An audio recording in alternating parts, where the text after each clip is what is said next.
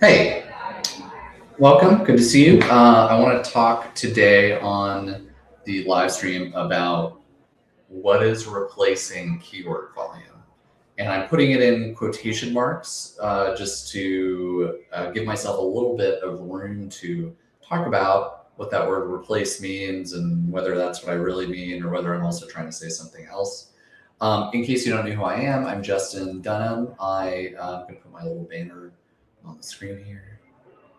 And I help run Aircule. Aircule works on content systems for B2B companies. And check out some of my other live streams and our blog to understand more about what content systems are. But the general idea is we want to help you and all of our clients and everybody else build high performance, high velocity systems that combine different workflows and technology and process and all that stuff to get to the outcomes that we want from a brand perspective, a demand gen perspective, and all that stuff using content. So we do SEO, AEO, of course, is an outcome of a successful content system, technical writing, product marketing, all the things that you would need to be successful in that way. So that's a quick introduction to me and us. But let's get back to talking about keyword volumes. So there has always been a lot of discussion about what keyword volume actually is. And just to ground the conversation really quickly, keyword volume is an estimate of how many people are searching for a particular topic or query every month. So if I open the Aircule app, for example, and I take a look at, let's do present here, and I'll share screen. And I look through Aircule's library and I try to figure out like, okay, what's out there on content strategy that we might want to rank for. You can see we've got this volume thing here. And this volume data is from SEMrush, but you can get volume data from all sorts of other places. And you see the volume data here. You see, oh, 10,000 searches a month for content strategy, 1,000 for what is content strategy. All that stuff is in there. So that's what we're talking about when we talk about keyword volume. It's this theoretical measure, sort of grounded estimate, let's put it that way, of how often people are searching for things. And really what it's a proxy for is, do people care about a certain topic? The thing is that volume has always been directional. I mean, even if you look at this list, you're going to see that everything's rounded off to the nearest 100 or sometimes to the nearest 1,000. A lot of times search tools will not get specific queries, won't get data using the clickstream methods and other methods they have. So you'll see 0 or 10 or 20. And that's really, it's very directional. It's an estimate. We've always said to our clients, think about it as orders of magnitude rather than specific numbers. The other thing is that all the time we see that clients get more clicks than they should be able to, or more impressions than they should be able to, based on the specific volume, or vice versa. And so one of the things the Aircule app does is it automatically adjusts its estimates for what we're actually seeing in Search Console. But the point is that these are very much not exact measurements. And then the last thing that people say a lot, and I'll share this post from Steve Toth, a lot of things that people say are, oh, hey, you know, Steve's saying, don't trust search volume metrics when doing keyword research. This page earned almost 9,000 clicks in 2 months, exclusively with 0 search volume keywords. That it's possible, like it happens. It's not to say that search volume is not useful, but it has always been directional. It's gotten harder to get good estimates over the years. And so that's something to be aware of in terms of thinking about what's replacing keyword volume. So what we have been doing with clients, with everybody we talk to, is we've been saying, look at keyword volume as one data point and maybe it's a big data point, maybe it's a really big data point, maybe it's 80% of your data. But what we want to create is content that is useful to our actual customers and also not too competitive for the client or for us, something we can actually break through the noise on. And then something that there's evidence that people care about and are searching for.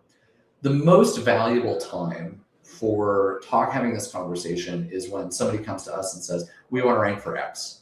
And we can say, hey, we don't see any evidence that anybody cares about X. If you want to rank for X, that's great, but just so you know, we don't think it's going to get you anywhere. That's a really helpful use case. But other than that, it's a way of grounding our information and making sure that we are writing about things that people care about. So I have my little banner here as what's replacing it. And I'm going to add another banner, or maybe just edit this one. And I'm going to say keyword volume is one way, perhaps a really important, maybe even the most important, to ground our content strategy.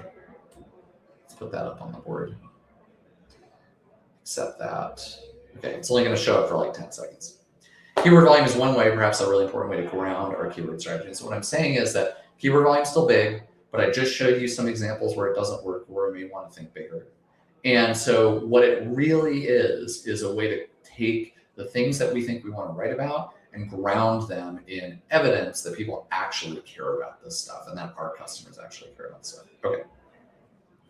So let's talk about what else is replacing keyword volume. There are a bunch of these things. And these have always been augments that people can use. So the one thing that I like to think about is real questions, as opposed to thinking about very short phrases and topics and keywords.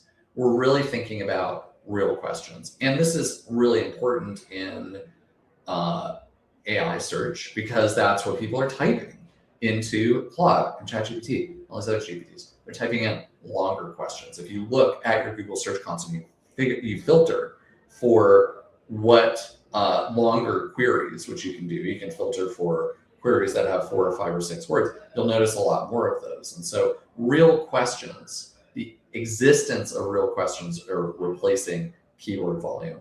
And so let me show you another example of this too. You might see stuff in Google Search Console. You might also see stuff. Here's just like a random thing I brought up on Reddit. Is anyone actually measuring demand gen well right now? This is an example post on Reddit. That's a real question.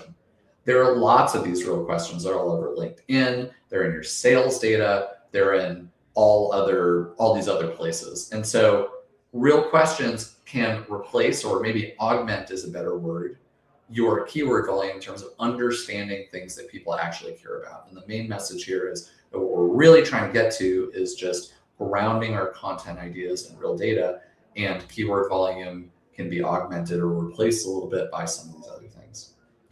Another thing you might want to look at is you can take what you're seeing in Claude, what people might be searching for in Claude or prompting Claude with, or AI mode, or any of these other things. And when they search the web, they are synthesizing queries. So that can be a really important source too, of understanding what people are really searching for, or what an AI might search on a user's behalf for.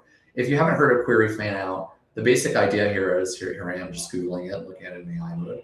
The basic idea here is that it's a way that AI search gathers more information. You take the fundamental query here, like query fan out that I put in as the query, and then an LLM is going to try to pick some other queries that are related to this and also search for those and put that all together. So that's synthetic queries or query fan out. And there's lots and lots of articles out there on this, but that's another area that you might want to look at, is your synthetic queries. How do you get to synthetic queries? They're very complicated methods involving just looking at the actual network traffic to ChatGPTs, which we do sometimes.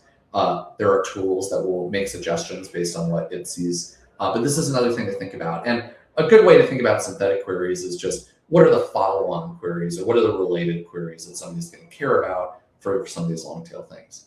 So there's kind of real questions. There's synthetic queries. Google Trends, again, I'm not saying it should be your #1 source, but it's gotten a lot more useful. So here is marketing measurement as a search term.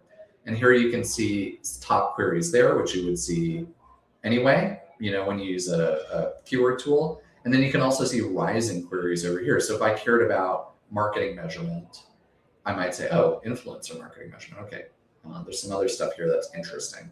So that could be another place, presence in Google Trends as a way of saying, how do we ground our ideas in things that people are actually talking about? Another thing that you shouldn't sleep on is sales calls and transcripts from sales calls. And I can probably show you, I don't know if I have an example I can show you on this live stream, but the idea of sales calls is, what are the real questions that people ask when they're talking to your sales team? And then maybe you want to answer those on the site. And those could be ways of attracting people through AI search and SEO, because they could have very specific concerns. But it can also be an FAQ that you can put on your page to manage how you show up in LLMs and make sure that you answer questions directly, so that when an LLM gets asked the question, they surface the right data for the person who's searching. So what we talked about so far is volume has always been directional. It's still very important. It's one way, perhaps a really important way, perhaps the most important way to ground our content strategy. And now we've got these additional places that we can look, especially with the emergence of AI, to also try to find other sources of keywords of things that people care about. And so we talked about, just now we talked about sales calls, we talked about synthetic queries, a little banner there. We talked about looking on Reddit. Reddit's a way of just finding FAQs, but you can look at all sorts of other places for questions. Good old SEO is still important. Good old keyword research in Google Search Console. All of these are important. But when I tell you that I want to talk about what's replacing keyword volume, the main message I'm trying to get across is that you now need to and can look at additional sources to understand how to ground your content ideas and publish stuff that's responsive to things that people are actually talking about and actually care about. And where keyword volume has always historically, at least for us, been the biggest source of that and may continue to be for quite a while, keep in mind that it's directional and look to these other sources as well, especially as we can produce more content given all the LLM technology and other stuff that's in front of us today. So that's the live stream for today. It's just like, what's replacing keyword volume? Well, nothing's replacing it today, but here are other sources that you can use to augment your understanding of what people are really caring about. Always think about your strategy in terms of those three things. What's relevant to our customers? Where can we actually break through because it's specific enough? And where do we have evidence that people actually care about the thing? And that can be really helpful in terms of defending what you're producing and getting the results you want from your content system. Thanks a lot for watching. Let me know if any questions. Justin at airkill.com, which I had a banner for here a second ago. There we go. And I'll see you next time. Thanks.